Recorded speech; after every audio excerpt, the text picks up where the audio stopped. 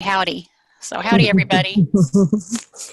I'm going to attempt to share my screen. And do people want me to put the links in the URL as well? Yeah, I think that would be great if you could. Okay. So first I wanted to talk about HathiTrust and their copyright review program. Since we're interested in government, this is less about transparency, but more about access, which is one of my focuses on getting as much access to government information as possible.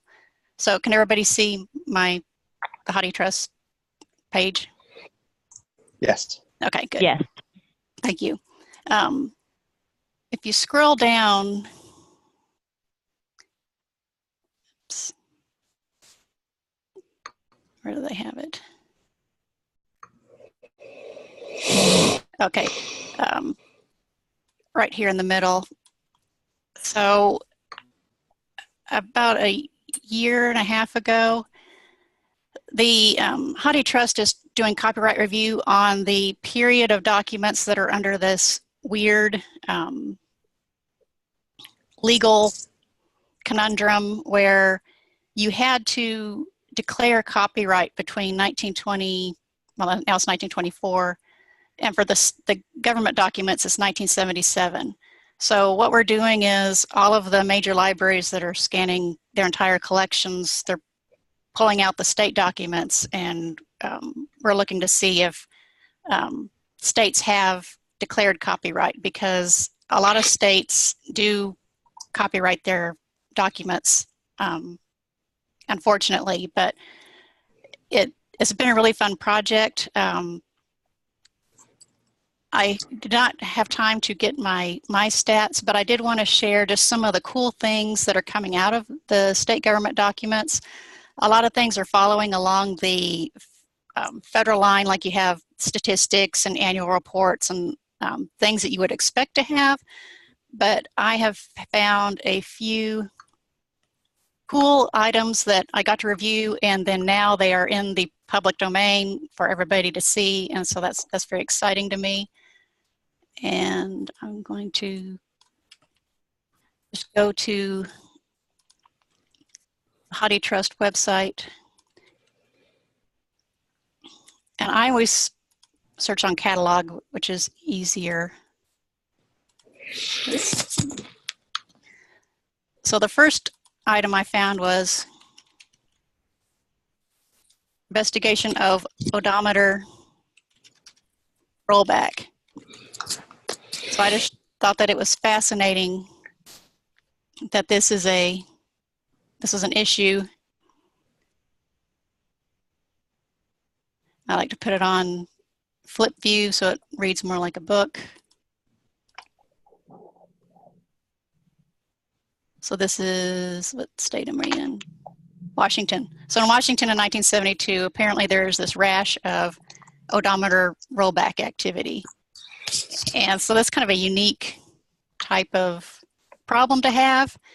So as a government documents librarian, I get a lot of questions about really weird esoteric questions that you're not going to find any data at the federal level, but I'm surprised, and I would recommend people give it a shot here at HathiTrust to see if they could get kind of weird data or information at the state level. So I'm going to go back and do my other, this is another.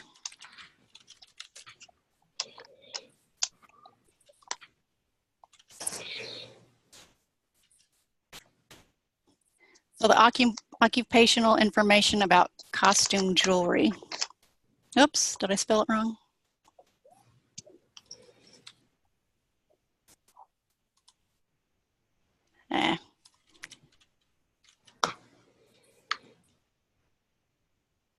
Worked 15 minutes ago. There we go.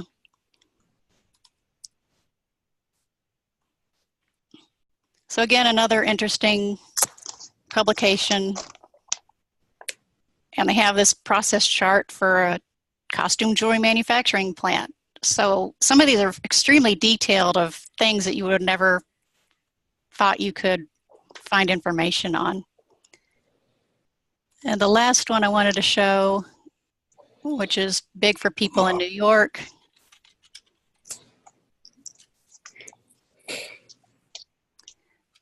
is the availability of taxi cabs. So in 1971, New York City, so these are not just states, a lot of these are city or regional documents as well.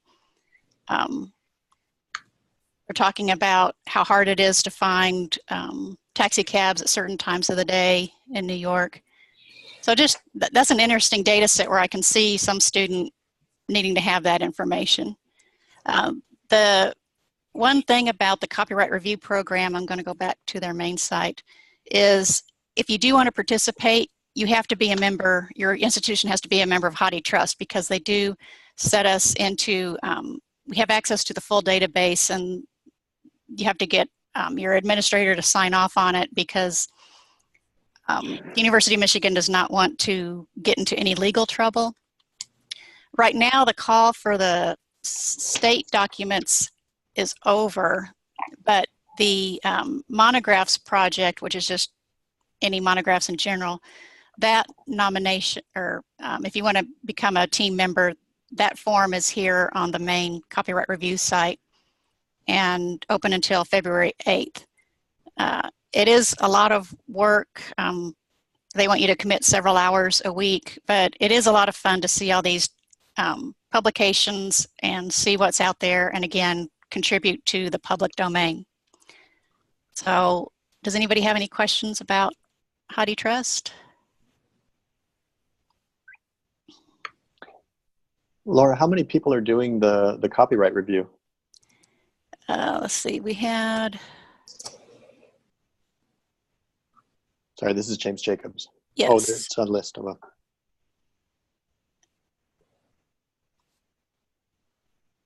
Yeah, here's the current list of people. And then all the prior, we can link to that as well. Yeah. So it's a good group of people. Yeah, we have a staffer here doing that, I think half-time. So I wondered how many were participating. They just sent out a report. I'm trying to see if the wording was here.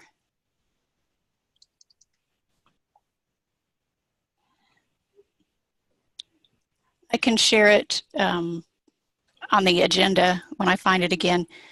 But I think we've reviewed like 600,000 items, and I want to say over 200,000 were not found to be having copyright protection. So that is a significant amount within this range, and it ended up being like 4 or 5% of what's available on HathiTrust that we've been able to make fully viewable for anybody to see online. That's awesome. I know Chris Kasnovich has been working with our state librarian to try and get a clearer sense of where California state documents live in that copyright realm, and at least get them out in Creative Commons or some other freely available license. Do you know of any other states that are looking to review their copyright because of the work that HathiTrust is doing? That's a good question. I am not aware of anything like that, and that would be interesting to follow up on, because a lot of things that I'm finding that do have copyright on them are like state laws. Like yesterday it was a state law from 1950, and I was like, this, yeah, it has copyright on it, but it really should be in the public domain, because the law is out of date, for one thing. But it would be nice to try to talk with state governments. But I can imagine that might be a mess too, because I'm afraid you might have to go agency by agency, and yeah, which could get kind of hairy. Yeah, some states, the state library is the arbiter of state copyright, but in others it's agency by agency. So okay.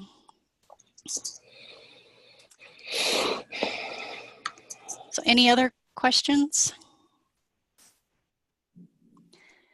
Okay, the other program that I'm involved in that I wanted to talk about is TRAIL, which is the Technical Report and Archive Image Library.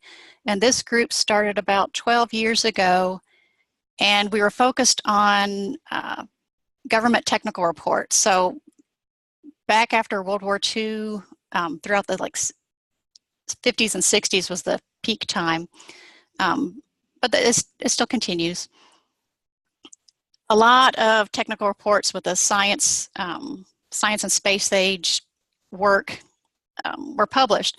The problem is only a few libraries were considered depositories for these materials, and when they were cataloged, because there's so many of them, they're usually cataloged by series, so they're very hard to find, because usually in the literature you'll see somebody cite the report by the title, but they don't mention the series, so you don't know what the series is. And a lot of times these are run by 2 or 3 different organizations, so there'll be like 3 or 4 different report numbers on them, and it's always been very technical reports are a fun challenge if you're a government documents librarian.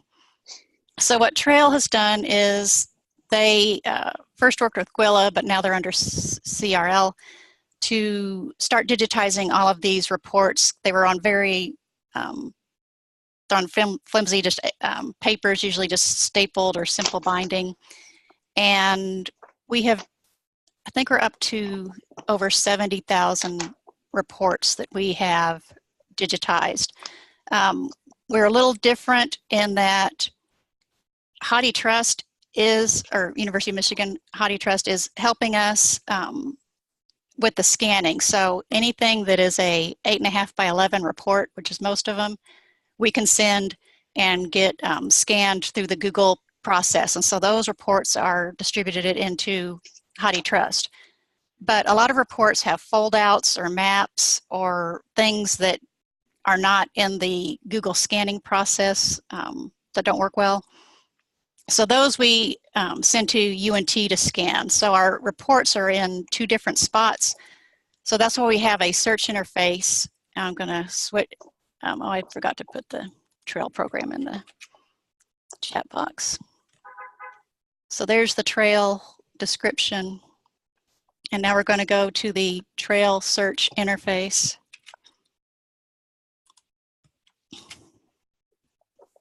And again, another older material, but cool stuff. One of my favorites is a report on building a lunar base. I think it was by the Air Force.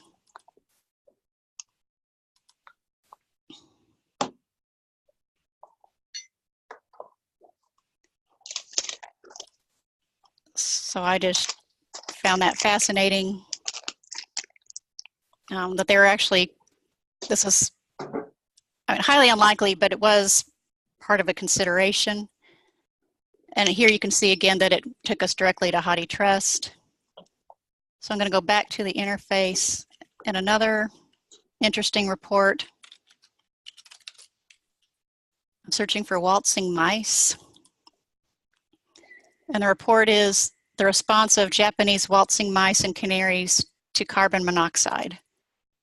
So the canary in the coal mine kind of concept. And this is a report from the 1930s from the Bureau of Mines.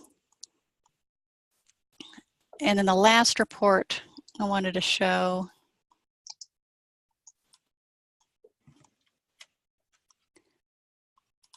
is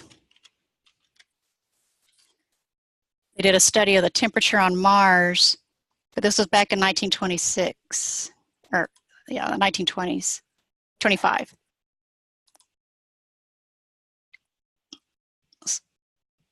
So really cool things. There's other, I see this collection not only for engineers, because often engineer will come to you and they want a whole slew of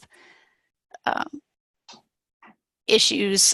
Usually they'll come to me with like 20 or 30 reports. They're all dealing with the same topic and they want to see the whole progression of all the reports about these. But I also can see these being used for like humanities as well. There was a, I couldn't find it. I have to look in my notes, but it was about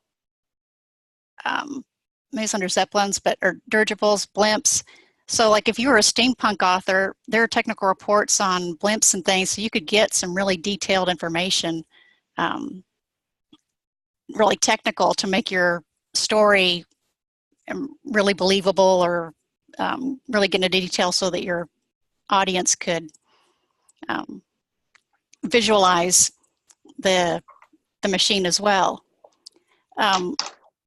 For trail, go back. We do have, there's two types of membership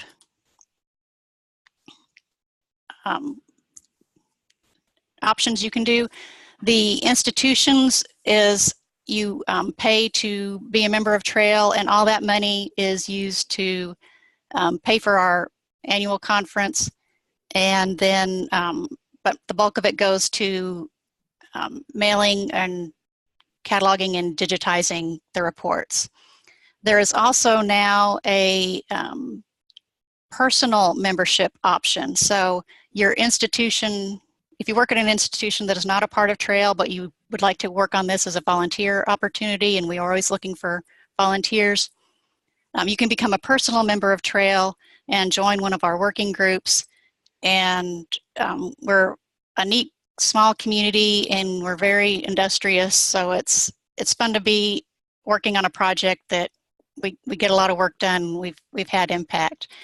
I'm the chair of the communications group, but there's also a cataloging group, a membership group, and then a metrics group where we're keeping track of, like UNT has the number of hits that the technical reports in their repository get. So anyway, those are just two ways that we're trying to make, two projects that are trying to get more government information that's been kind of locked in the print world out and available to the world at large. Does anybody have any questions about Trail?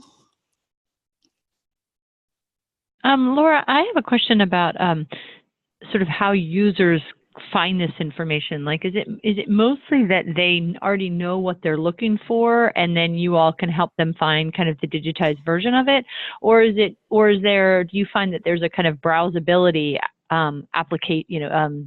application here that people say, I'm sort of researching this, not really sure where to look, and you all say, well, check out Trail, because you might find, because it seems like this is pretty specific information, and I'm just curious if users ever find it kind of just browsing through browsability. In the people that I have dealt with at two different libraries, pretty much all of the requests for technical reports, they've had a citation. They've had at least a title or a topic. And so that's really narrowed down, rather than trying to, I think it'd be hard to browse beyond the keyword, browsing through whatever you get through the keyword search. But yeah, it's mostly people find a citation and they want to look at the report, and it was really hard to find the report, because again, these weren't showing in OCL, so you didn't know who had what reports. And HathiTrust's catalog is accessible through Google. So if you searched for, waltzing mice and canaries, you would find the HathiTrust record for that technical report, but you wouldn't necessarily know that it was done by Trail. I think now we're getting a watermark cool. for Trail Okay. materials now, so but that's been within the last year or two. Mm-hmm. And I know some libraries have taken the Trail bibliographic records and put them into their catalogs. I know Stanford has done that, so people can get access that way.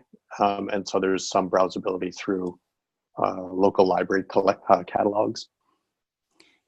Yeah, so if you go at the CRL website under About Trail, there's Trail Tools.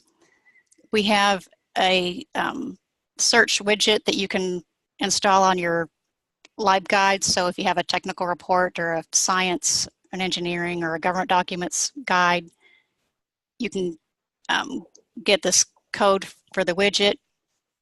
And then you spoke earlier about the browse feature. The closest thing for browsing is we have the series in our own LibGuides. And so you can see which agencies and series we have scanned. And if you are at a library and you are having to withdraw materials, and some of them have to be technical reports, please look at our inventories or let us know if you're getting rid of something, because we would, if it's something that we don't have or we're trying to fill gaps, we are interested in getting these materials.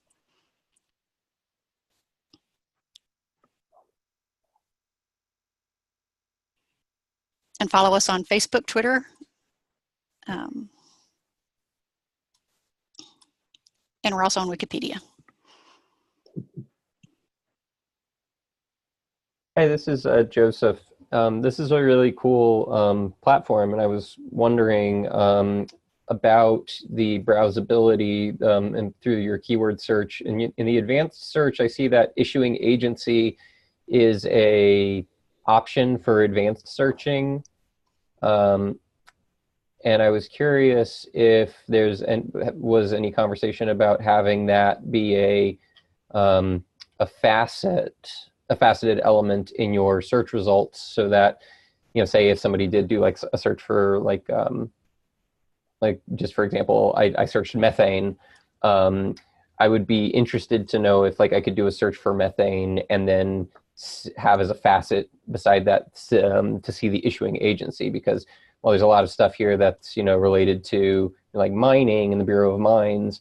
Perhaps I'd want to see, you know, delimit my search down to like environmental protection or another agency. Has there been any conversation around modifying it that way, or is that possible? I can ask. I can bring that back to the group as a suggestion. I know that this is a dated interface. You can see it's copyright 2010. So I'm sure it's something that we are going to be addressing. So I will bring that back to the group as an option to think about, because we do have a programmer, but I don't know how intense programming it would be to develop facets. Right. Thank you.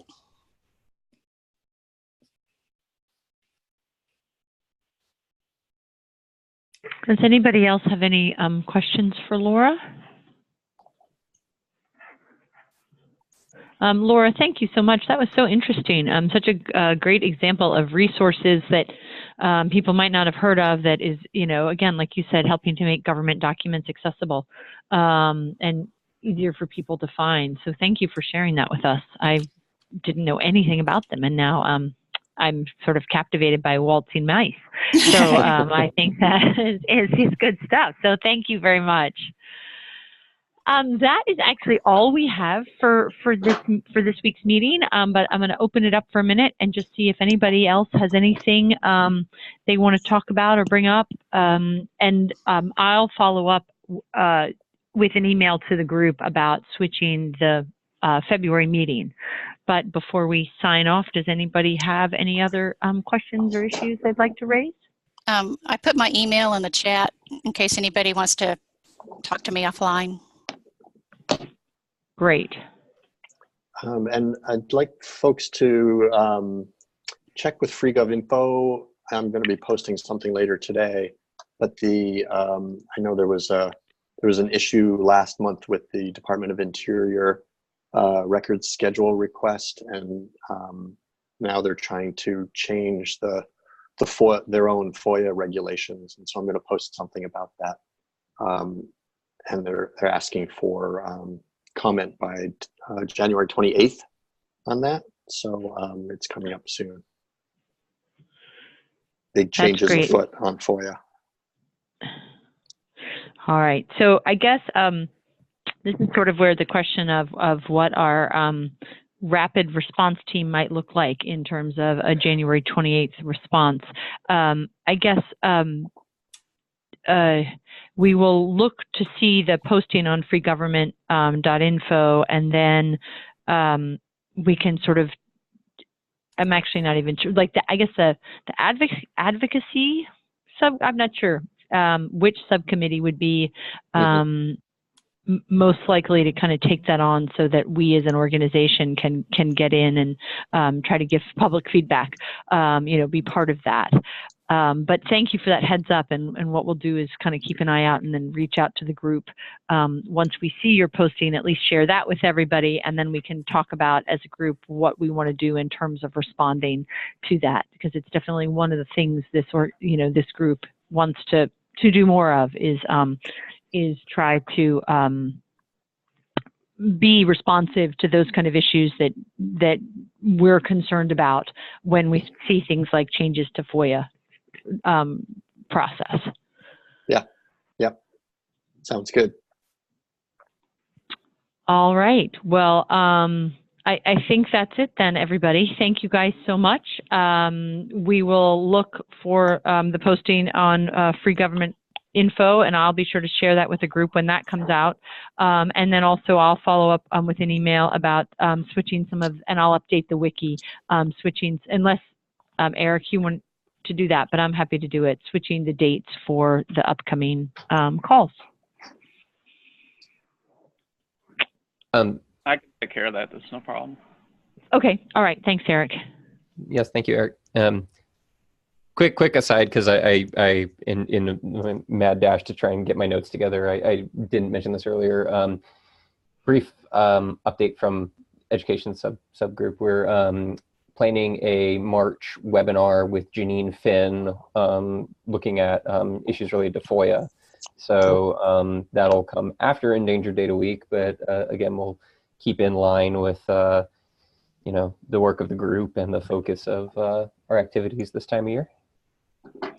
Perfect. And are you currently scheduling that for the 18th? Or is that the right date? Hold on. Yes, I was scheduling that to coincide with our meeting.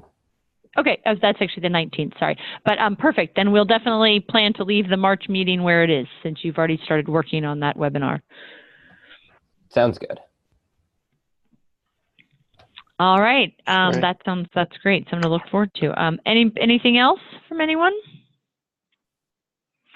All right, well, Laura, thank you again for your very interesting information about the copyright review and trail. And Eric, thank you for taking notes. And we will be in touch, and we'll see you all again for Endangered Data Week. Endangered Data Week. Sorry, I said that word. Thanks, everyone. All right. Thank you guys so much. Take care. Bye. Bye.